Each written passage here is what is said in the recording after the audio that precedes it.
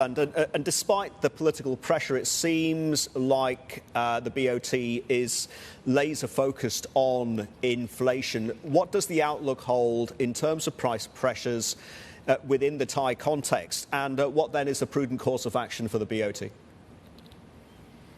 Actually, if you look at the tune of the Bank of Thailand or the Monetary Policy Committee, there is no change at all.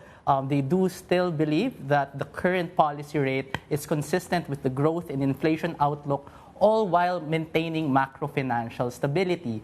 And that's all because the confidence, and at least it's as shown by the voter turnout, the pressure to cut the policy rates has eased because the outlook, or at least the indicators, have turned into the Bank of Thailand's favor. Growth is expected to be strong because the catch-up spending of the budget is finally passed, and the catch-up spending should supercharge growth in the second half of the year. The inflation outlook has also turned for the better, with inflation surprising to the upside and returning to within the BOT's target. So with the inflation target within target and expected to increase, with growth expected to improve, the BOT has more leg room to focus on the main agenda, which is to keep household debt down by maintaining the policy rate at 2.5%.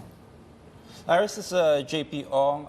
When we look at the decision of the Bank of Thailand, it has to be coaxed against the Federal Reserve's recent decision, and now the hopes for a rate cut now, or rate cuts in the United States, have diminished. How much of a factor is this going to play, actually, especially since you're hearing a number of other central banks in the region saying we don't have to depend on when the Federal moves first, and that perhaps we can move independent of the Federal Reserve. Do you think that's the case for Thailand as well? And is this also playing into why they're being very conservative and very cautious about where they guide policy?